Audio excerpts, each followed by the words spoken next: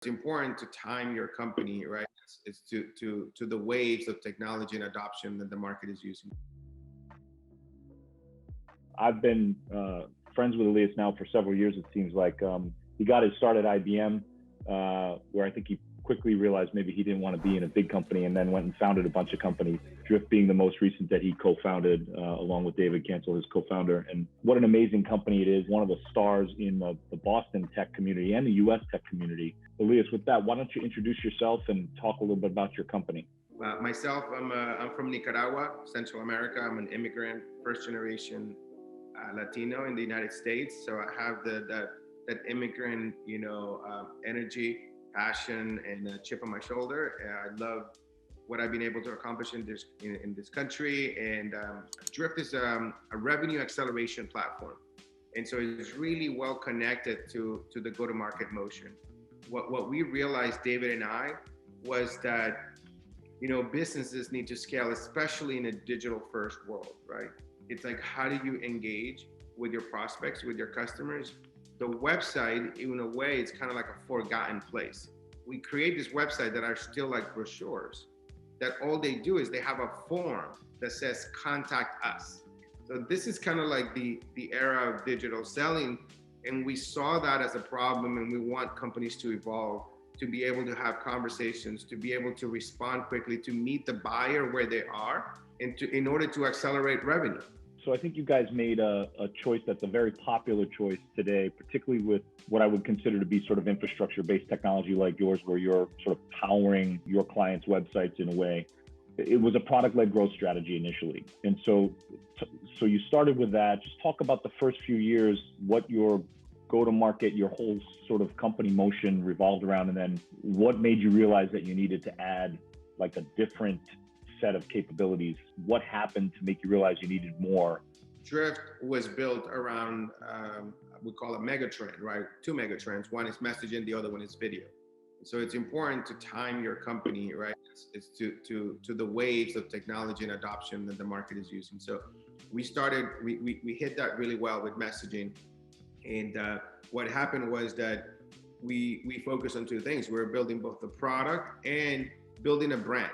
Right. So my co-founder, David, is an incredible marketer and was obsessed with investing heavily in building Drift's brand in a very unique and differentiated way. Right. And so that allowed us to grow fast in terms of how many people knew about Drift and how many people were coming to our website. So our inbound was relatively special. Right.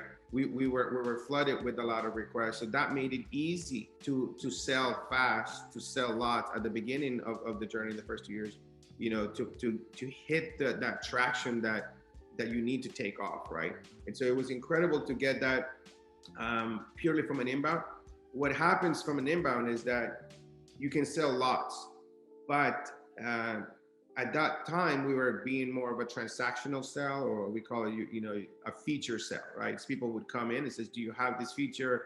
Can I do this? Can I do X? Can I do Y? And so people come in and you have a lower price. So you have lower price. That means a shorter sales cycle, feature-based. People come in and you can even do, like a sales rep's dream of just doing a one-call close, right? And it's like, boom, I got on the phone, this person is excited. It's not that much money. This is, like $5,000 a year. Boom, buy on the spot. Put your credit card. Let's go. And so that, right, at lower price, transactional, then it comes the other part that you have to do. Right? It's like, can you maintain that, right, forever, for the entire life of the company, for 10, 20 years? Second, can you have the right churn rates, right? The right net retention. And third, are you attracting the right customers? So when you go inbound, you don't control who comes. And so that's what happens, is that you then start struggling on how to keep up with the quality of the leads, the fit of the lead, right, of the customer. And so it becomes a scale issue of how do you do that, right? And so you either are able to create an entirely product-led, adoption, company, or you start evolving and saying, like, who should we be selling to? What is the right price? And what is the right process to do it? And that's kind of where we made the shift, because we felt like in order to grow to the revenues at the pace that we had, price had to go up because the customers were getting so much value out of the product. You also happen to have some inbound customers that turned out to be really great, Global 1000 enterprise customers that came to you initially, which I think sort of turned on the bright light saying, hey, maybe we have something here that's creating value for bigger companies and maybe it's more value. Well, exactly. So that's what happens with inbound. You don't control who comes, but then you have to pay a lot of attention to who's showing up, right? Maybe not even, it was important for us to see who was engaging us in conversations. Again, because we were using Drift, and Drift, we can have a large company talk to us and say like, okay, maybe not buy, but they're engaging with us. And then we had large companies buy. It was funny what we were calling enterprise deals at the time, right? Because they were just slightly larger. But it was because the kind of companies that would come in, we talked to companies like, ADP, Red Hat, IBM, it's just like we had Okta, just so many companies would just come in and say like, I want to buy large companies too, right? ServiceNow, came in early and talked to us. And so it's like, it was like for us to pay close attention to the cohorts of the customers that were coming, and then realizing where we're meeting their needs, right? Yeah, I mean, I think that what happens is that when you have a great start to your business and you start, revenue starts accelerating, you have this thing where you start analyzing the sources of your customers, and then you end up with, let's call it a third, right? Like a third came from SMB, a third from enterprise or something like that, a third of the revenue, maybe not the customer count, and then a third of partners or something. And so you're stuck in that moment. Should we invest in all three of them, or should we make a decision, right? And so like in our case, we're like, how could we move up market if SMB is this percentage or X percentage of the business? It's a really difficult decision to wrestle with. And so one of the things that kind of helped us put our mind at ease was that, one of my board members was saying that in the SMB world, there's only two ways you can survive, right? One, you have zero cost of acquisition, right? If your cost of acquisition of a customer is completely zero, right? Then you can say, I'm going to maintain that, right? Or you have a magic net retention cohort. That means that maybe it costs you a little bit, maybe it costs you ads, SEM or something to get them, but if they're not expanding by themselves, right, to 2, 3, 10x of the original price that they landed with by themselves, one of those motions has to be touchless, right? But it's 100%. And so if it's not viral, if it's not that, if you are having to have some reps help through the close of the deal, if you are having a high churn, one of those two, you can't expect your company to grow to 100 million in revenue through that model, right? And it's very few companies in the history that have done something like this, right? It's like Zoom, HubSpot, Atlassian, Dropbox. It's not that many. And even though you might think that those are like great, like product-led growth companies, their revenue mostly, large sales organizations in those companies, very, very large. Right? Yeah, they added them later in their maturation process, but they did have enterprise sales teams in those companies. You're surprised how early Dropbox had sales. Dropbox had been selling through chat very early. How was the transition from being the CTO to running the commercial engine change? Did it require some adjustments, in the company, or was it a fairly natural process? One of the things, Drift, we have what we call leadership principles, kind of like our values, our, the way that we define our culture. And one of them is that we put the customer at the center of everything that we do, right? And that's something that has come, from David and I naturally, in that we understand that everybody in the company has to interface with the customer. So what happens is that him and I have been working together for, let's say 13 years now. And every time we are, sitting, let's say on a desk next to each other, and we're on the phone and then we have customers, we're always talking to customers. So even as an engineer, I had to be on the phone with customers. And so what happens is a natural progression from serving a customer, right, and dealing with these problems, to also dealing with salespeople coming and saying, "Can you help me?" Right? There should be a great partnership between product and sales, because product will be the best one to showcase the product, right? So you start then, I'm in like a pre-sales motion, helping sell the deals, and then all of a sudden, right, I find myself, moving more into that direction, right? One of the things that happens is that no matter what, as you're a technical co-founder, as the team size grows, you're going to stop coding, right? It's not possible to stay hands-on. It shouldn't be, right? Maybe it is if you desire, but there's a bigger opportunity for you to participate in the sales motions, to get to know what the customers need. And so by me doing that often, right, exposed me a lot to the sales organization and to the sales leaders, and made it natural and easier for me to spend time on this project. With regard to the sales process specifically, and the components of the sales process, like what are the biggest differences you've seen? You alluded to some of them, and what has to happen, like what's changed in the way you think about completing a sale in the enterprise versus the way you used to do it in sort of a product-led only motion? The biggest transformation, the biggest goal where we're going, is that we are working as one team throughout the whole company in servicing the customer. It's no longer I talked to someone, they put their credit card and they bought. Now we're developing a relationship beginning with the sales journey, right? And in that, with that company, because we have to write, in order to retention is the most important thing. And so in order to do that, you need two things. You need product fit, and you need sponsorship from the company, from the customer. And so the sales rep, the sales team is really focused on, building the right relationship with the sponsor at the company, and understanding the product fit into their problem, into their pain. And so that has to then be handed off to CS, and product needs to be able to support that customer, right? Understand the needs of that customer. So now the journey we're going into is, how do we all work together? One of the most important things is identifying the pain, right? It's like things in the enterprise is like discovery, right? This is, things that Chris and I spent a lot of time on that discussing, right? It's like, we got to go from feature selling to value selling. In order to generate value for the company, you have to understand what is the pain that the customer has. Then you have to scope it. And then you have to realize, be able to prove to them how much value this purchase is going to make. That's the process you have to go and really identify it. And so when we have, the larger the customer, the more we're pushing on the sales organization to tell us what is their pain, what is it that we need to solve for them, because that is really what remains constant throughout the implementation, right?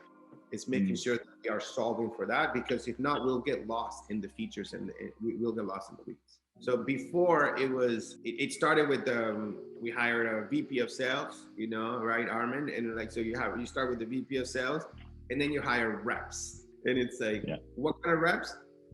Any rep, anybody that wants to sell, respond, chat. Okay, so you have a VP and reps.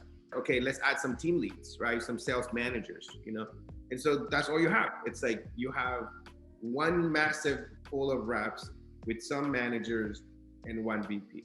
And then all of a sudden, but it's one team, one segment, one hodgepodge, one round robin. A lead comes in, you raise your hand, reps would be all night on chat. They're like, a lead come in, I'll take it. So then how does that start evolving as you grow, as you scale? You need now sales operations. Now you need to start segmenting the team. So you have to create multiple teams with different leadership. You need training. You need product marketing. You need tighter alignment with marketing, because you start transitioning from an inbound to an outbound. So now you need, account-based marketing. You need to assign accounts. Then it comes pay. Okay, who do you hire? You need to hire now reps with more experience. And so here comes all the questions, right? We were paying, 50-50 this amount, 50-50 OTE, percent. And now you have to pay, maybe twice as much in sales, right? It's like, Are you going to pay those reps? And there's this tension comes in as the founders of like, we were paying half for hitting this much, and now we have to pay in this amount of time. Now we have to pay way more for this other rep that is going to take 9 months to a year to ramp up. What is going on, right? And it's like, and this fear of like, we can't be switching to going after whales, big whales, right? You know, you're hunting rabbit, deer, and then like whales. It's like, this is a lot. So the organization, then you're talking about business value consultants, sales engineers, technical account managers, product marketing, training, the whole thing. It's like really scary. And you have to gradually be thinking about that to bring that as early as possible, because it's beneficial to everybody, as opposed to trying to bring it all at once when it's too late. And your board was supportive of making these bigger investments? Sometimes difficult to make a transformation that large with that kind of like investment up front, because as you said, it's maybe 9 months before you see the true return on value that you're investing. I think they're familiar with this, right? They're very, depending on their experience. And so what the board what you need to present to the board is those early customers that are seeing value, right? And so that's what our board had seen. It's like, wow, you know, for example, there's a slide that you should add to your, if you suspect that you're going to go into the enterprise, one slide that could help would be top 20 customers, right? And then you can give their names, and you can give their employee or their revenue size and how much they're paying you. And so we have that, and we have how much they paid us at the beginning and how much they're paying us after 8 quarters, right? And so when they can see the average expansion and the retention that you have of these customers, that'll help them validate, right? That they don't need that many examples of those. If you have, you know, if you have 10 of those, then they'll say, okay, then your product is delivering value for this type of business. And they'll be supportive. In fact, they'll encourage you to move faster in that, because in the enterprise, you know, every rep, every month that you weigh, every quarter that you weigh, you have to wait even longer to see the results. So you have to get started fast.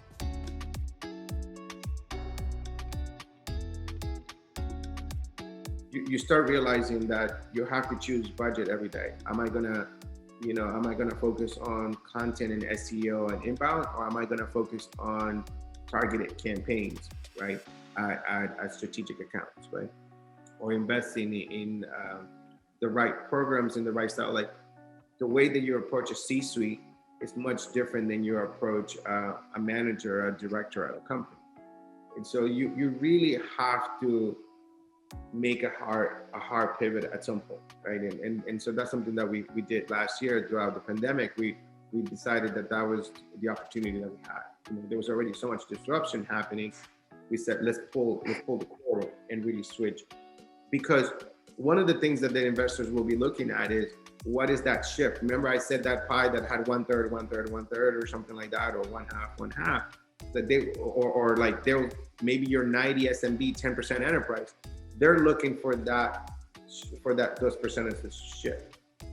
And so like, that's how the investment, the financing teams will say, you have made it through this journey. Got it. When the SMB shrinks and the enterprise just keeps growing for X number of quarters, right?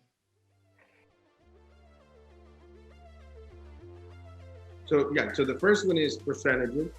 The other one is duration of time. But then you start looking below that, right? It's like, in order to test that the whole engine is working, right? The engine that you have to rebuild while you're in mid-flight, right? It's like, for example, it's what kind of reps are you bringing, right? What percentages of them are hitting their quota, right? This is the typical, right? It's like, you know, some of the magic numbers that people say, it's like 75% of the team hitting at least 75% of the quota, right? 50% of them hitting 100%, right? And are you doing that with the right segment of customers? Is really the most important thing, right? If you have not weaned the team from selling the smaller deals or the smaller companies, right? You have to show that you define your target. You know, we call core ICP, you know, the ideal, you know, company profile. And so when you define that, you kind of have to call your shot and say, these are the industries that we're selling to, and what progress you have made in penetrating those, right? And then it's repeatability of consistency of quarter after quarter, right? Of you being able to close that type of deal, right? So that's why the time is. So you start from a percentage, then you start revenue growth. Growth rate is an important one. Average selling price is an important thing. It's like the better. Can you share what happened to your ASP without too much detail? Just like. Yeah, roughly? I mean, I think roughly, for example, our ASP. I mean, yeah, I mean, like just in the past 6 months, our ASP tripled, right? Just in the past 6 months. But that is an effort that took much work earlier, right? It's like, and when I say triple, it's triple across the entire customer base, right? The average of all of our customers, right? It's been tremendous, and I'm much more balanced. Like there's a threshold, right? That I would say $40,000 to $50,000, right, and below might be an SMB purchase. Maybe a little bit less. I would say 20,000 and less, right? It's like classic SMB, where you're like, put a credit card, you can get that done once you start crossing, $20,000, $30,000 and up, then it starts becoming a more complicated sell. And so you're kind of stuck in that between 30 to 70. It's just so much effort, but not that much more. And so the question is, you need to start going and realizing, can your product deliver the value to a business that is going to be 6 figures and above? Because you're already introducing, it's all about the sales complexity, right? And you don't, and so you kind of have to make the trade-off. If you're going to be stuck selling a $40,000 max product, you're not going to find the right balance maybe to support the sales, compensation, the cost of acquisition, and the benefit to the business, right?